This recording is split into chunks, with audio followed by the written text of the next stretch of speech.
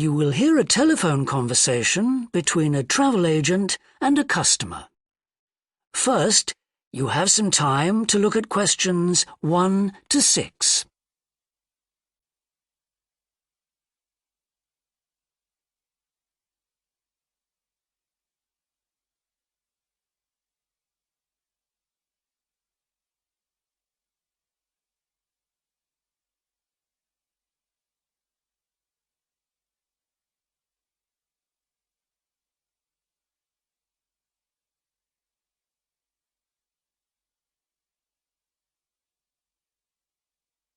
You will see that there is an example that has been done for you.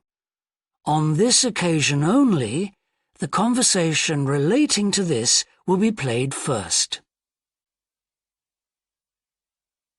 Good morning, World Tours. My name is Jamie. How can I help you? Good morning. I want some information on self-drive tours in the USA. Could you send me a brochure? Of course. Could I have your name, please? Andrea Brown. The customer's name is Andrea Brown, so Brown has been written in the space. Now we shall begin. You should answer the questions as you listen, because you will not hear the recording a second time. Listen carefully and answer questions 1 to 6. Good morning, World Tours. My name is Jamie. How can I help you? Good morning. I want some information on self-drive tours in the USA. Could you send me a brochure? Of course. Could I have your name, please? Andrea Brown. Thank you. And your address? 24 Ardley Road. Can you spell that? Ardleigh Road. Postcode? BH5 2OP. Thanks. And can I have your phone number? Is a mobile all right? Fine. It's 07786 643 091. Thank you. And can I ask you where you heard about World Tours? From a friend, or did you see an advert somewhere? No, I read about you in the newspaper. OK, I'll get the brochures in the post to you, but can I give you some information over the phone? What kinds of things do you want to do on your holiday? I'm interested in going to California with my family. I've got 2 children, and we want to hire a car. OK, we have a couple of self-drive tours there, visiting different places of interest in California. The first one begins in Los Angeles, and there's plenty of time to visit some of the theme parks there. That's something on my children's list, so I'd want to include that. Good. Then you drive to San Francisco. From San Francisco, you can drive to Yosemite Park, where you spend a couple of nights. You can choose to stay in a lodge or on the campsite. I don't like the idea of staying in a tent. It'd be too hot. Right. And the tour ends in Las Vegas. OK. The other trip we can arrange is slightly different. It starts in San Francisco, then you drive south to Cambria. Someone told me there's a really nice castle near Cambria. Will we go near that? Hearst Castle is on that road, so you could stop there. Good. I'd like to do that. Does this trip also go into the desert? No, it continues to Santa Monica, where most people like to stop and do some shopping. We have enough of that at home, so that doesn't interest us. OK. Well, you could go straight on to San Diego. That's good for beaches, isn't it? That's right. That's a good place to relax, and your children might like to visit the zoo before flying home. I don't think so. We want some time for sunbathing and swimming. Before you hear the rest of the conversation, you have some time to look at questions 7 to 10.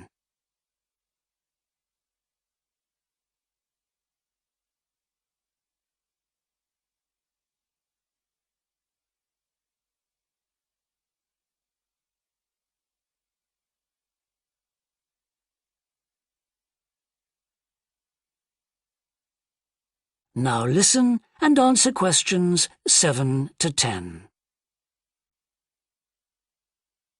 So, how many days are the trips and how much do they cost?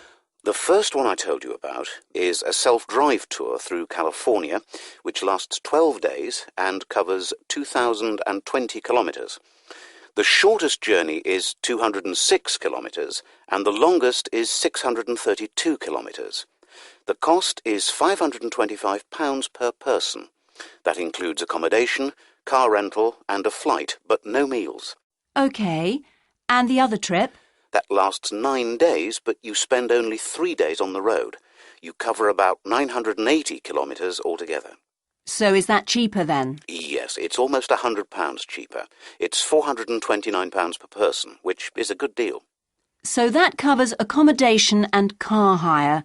What about flights? They aren't included, but these hotels offer dinner in the price. OK. Well, thank you very much. I'll be in touch when I've had a chance to look at the brochure. I'm pleased to help. Goodbye. Goodbye. That is the end of section 1. You now have half a minute to check your answers.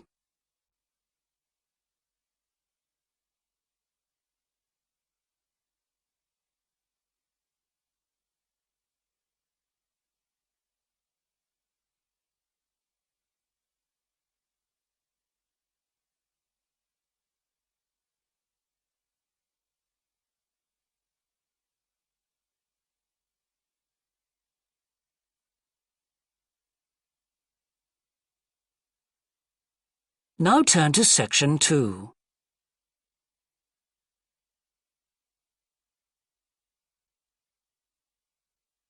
Section 2.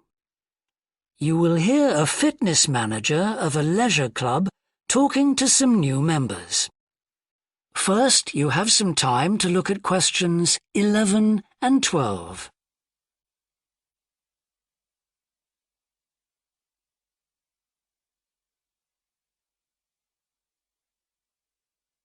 Now listen and answer questions 11 and 12. On behalf of LP Clubs, I'd like to welcome you all here today. My name's Sandy Fisher, and I'm one of the fitness managers here. Before we start our tour of the club, I'll just run through some basic information about the facilities we have here, including recent improvements, and explain the types of membership available. Our greatest asset is probably our swimming pool, which at 25 metres isn't Olympic-sized, but now we've expanded it to 8 lanes, it's much wider. This means there are rarely more than a couple of people at a time in each lane.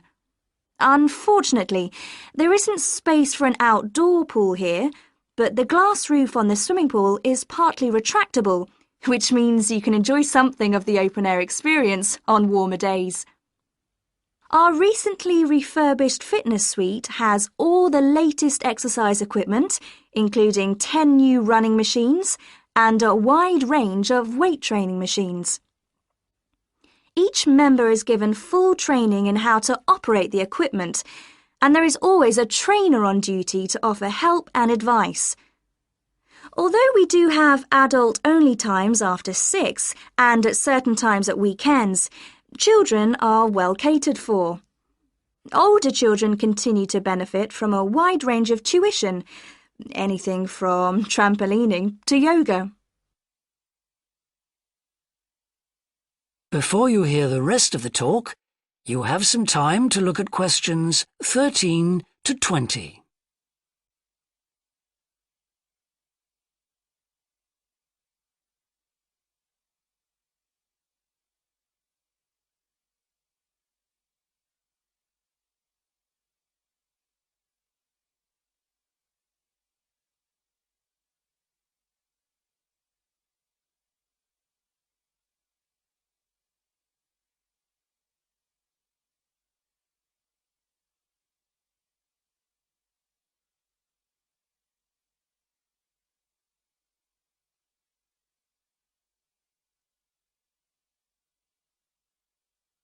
Now listen and answer questions 13 to 20.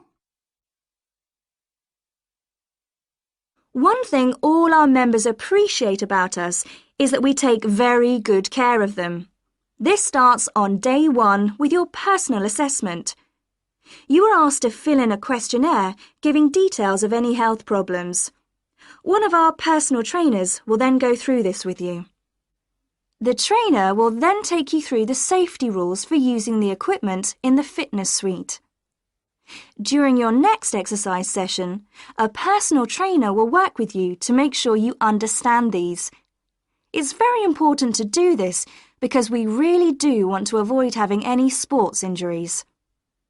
There's a lot more to looking after yourself than simply lifting weights. At the end of the personal assessment, the trainer will draw up a plan outlining what you should try to achieve within a 6-week period. This will then be reviewed at the end of the 6 weeks. Now, I'll just quickly run through the types of membership we have available. All members must pay a joining fee of £90 in addition to the rates for the monthly membership fees. Gold membership entitles you to free entry at all LP clubs. There are now LP clubs in all major cities and towns, so if you travel a lot, this will be a great advantage. Individual gold membership costs £50 a month, and joint membership for you and your partner will cost £75. Premium membership is for professional people whose work commitments make it difficult for them to use the club during the day, and so LP gives booking preferences to Premier members at peak times. This means you'll find it easier to book the sessions at times that suit you. Reciprocal arrangements with other LP clubs are available to Premier members. Premier membership is for individuals only, but you'll be sent passes for guests every month. The monthly fee is £65. You don't have to have any special clothes or equipment when you visit the club. We provide robes and hairdryers in the changing rooms, but it's very important to remember your photo card because you won't be able to get in without it. For people who aren't working during the day,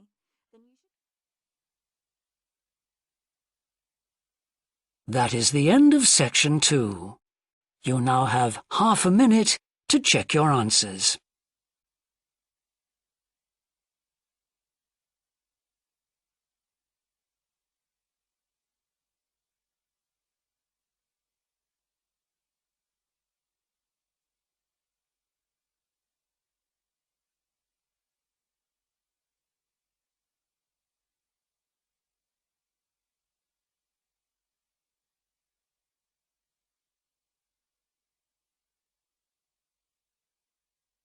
Now turn to section 3.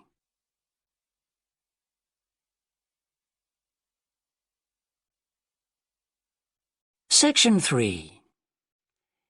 You will hear a student called John talking to a professor about a design competition he is entering.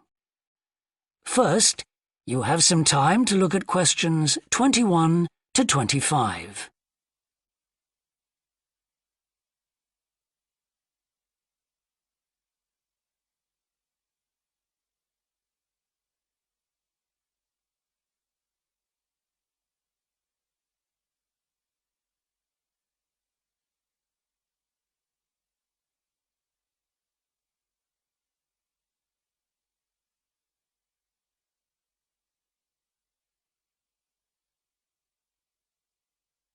Now listen carefully and answer questions 21 to 25. Hello, Professor. I'm John Wishart. I'm working on my entry for the Global Design Competition. My tutor said you might be able to help me with it. Ah, yes, I got a copy of your drawings. Come in and tell me about it. What sort of competition is it? Well, it's an international design competition, and we have to come up with a new design for a typical domestic kitchen appliance. I see. And are there any special conditions? Does it have to save energy, for example? Actually, that was the focus in last year's competition. This year's different. We have to adopt an innovative approach to existing technology, using it in a way that hasn't been thought of before. I see. That sounds tricky. And what kitchen appliance have you chosen? Well, I decided to choose the dishwasher. Interesting. What made you choose that? Well, they're an everyday kitchen appliance in most Australian houses, but they're all pretty boring and almost identical to each other. I think some people will be prepared to pay a little extra for something that looks different. It's a nice idea. I see you've called your design the rock pool. Why is that? Basically because it looks like the rock pools you find on a beach. The top is made of glass so that you can look down into it. And there's a stone at the bottom. Is that just for decoration? Actually, it does have a function. Instead of pushing a button, you turn the stone. So it's really just a novel way of starting the dishwasher. That's right. It's a really nice design, but what makes it innovative? Well, I decided to make a dishwasher that uses carbon dioxide. In place of water and detergent?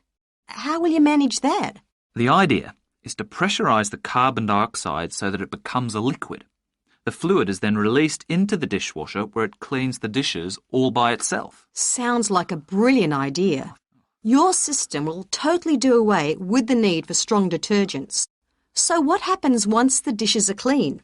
Well, to allow them to dry, the liquid carbon dioxide and the waste materials all go to an area called the holding chamber. That's where the liquid is depressurised and so it reverts to a gas. Then the oil and grease are separated out and sent to the waste system. It sounds like you've thought it all out very thoroughly. So what happens to the carbon dioxide once the process is complete? Not wasted, I hope. Actually, that's where the real savings are made. The carbon dioxide is sent back to the cylinder and can be used again and again. What a terrific idea. Do you think it will ever be built? Probably not, but that's okay. Well, I'm sure a lot of positive things will come out of your design. Before you hear the rest of the discussion, you have some time to look at questions 26 to 30.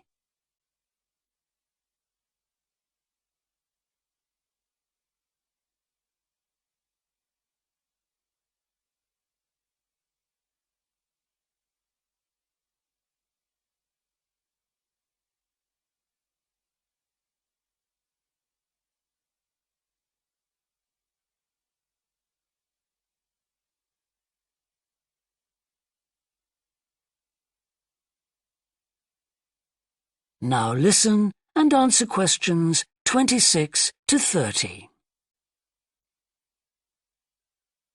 Now, you seem to have thought about everything, so what exactly did you need me to help you with?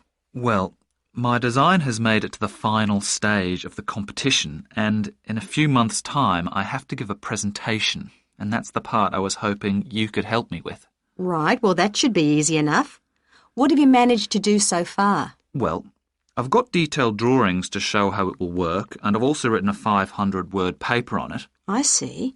Well, if you want to stand a good chance of winning, you really need a model of the machine. Yes, I thought I might, but I'm having a few problems. What's the main difficulty so far? Let me guess. Is it the materials? Yes. I want it to look professional, but everything that's top quality is also very expensive. Look, projects like this are very important to us. They really help lift our profile. So why don't you talk to the university about a grant? Oh. I can help you fill out the application forms if you like. Oh, that would be great. You'd better show me this paper you've written as well. For a global competition such as this, you need to make sure the technical details you've given are accurate and thorough. Oh, that would be a great help. Is there anything else I can do? Well, I'm really nervous. That is the end of section 3. You now have half a minute to check your answers.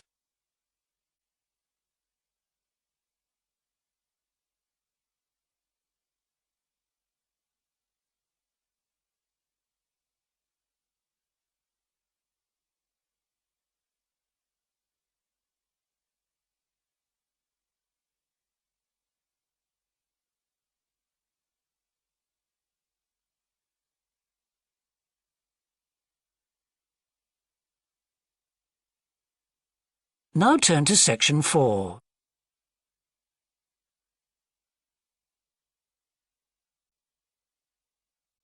Section 4. You will hear a university lecture about an endangered bear in British Columbia, Canada, known as the spirit bear. First, You have some time to look at questions 31 to 40.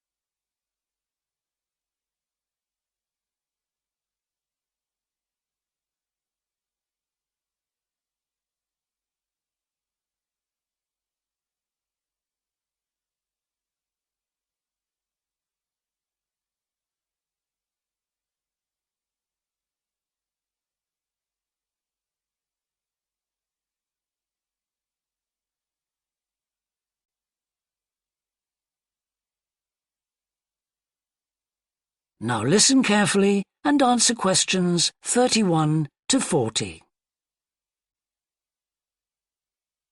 Today, we continue our series on ecology and conservation with a look at a particularly endangered member of the black bear family.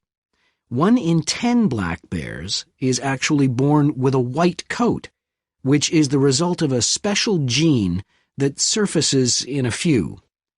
Local people have named it the spirit bear, and according to the legends of these communities, its snowy fur brings with it a special power.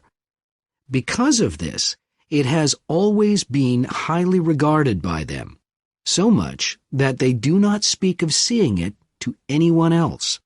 It is their way of protecting it when strangers visit the area. The white bear's habitat is quite interesting. The bear's strong relationship with the old-growth rainforest is a complex one. The white bear relies on the huge, centuries-old trees in the forest in many ways. For example, the old-growth trees have extremely long roots that help prevent erosion of the soil along the banks of the many fish streams. Keeping these banks intact is important because these streams are home to salmon, which are the bear's main food source. In return, the bear's feeding habits nurture the forest. As the bears eat the salmon, they discard the skin and bones in great amounts on the forest floor, which provide vital nutrients. These produce lush vegetation that sustains thousands of other types of life forms, from birds to insects and more. Today, the spirit bear lives off the coast of the province of British Columbia on a few islands. There is great concern for their survival, since it is estimated that less than 200 of these white bears remain. The best way to protect them is to make every effort to preserve the delicate balance of their forest environment. In other words, their ecosystem.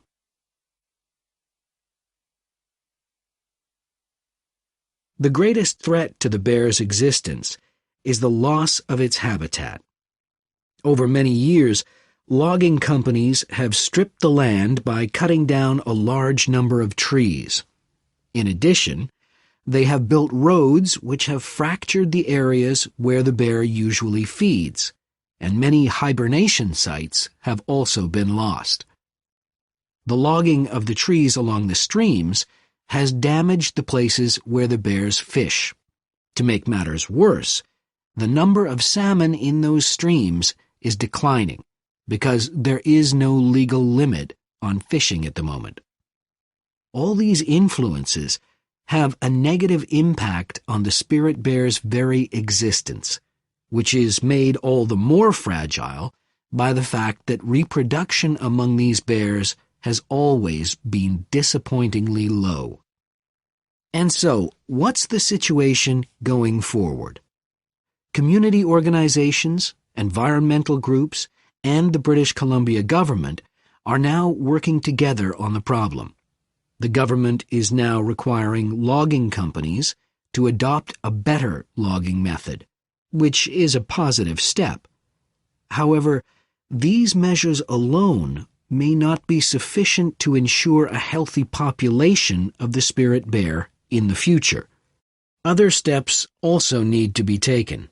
While it is important to maintain the spirit bear's habitat, there also needs to be more emphasis on its expansion. The move is justified as it will also create space for other bears that are losing their homes to damage. That is the end of section 4. You now have half a minute to check your answers.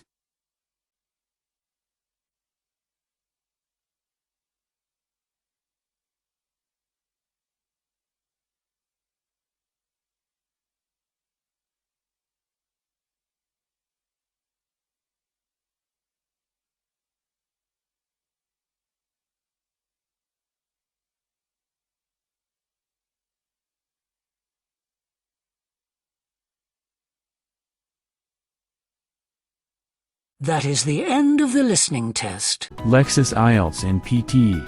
Subscribe to our channel for more informative videos. Like, share and comment.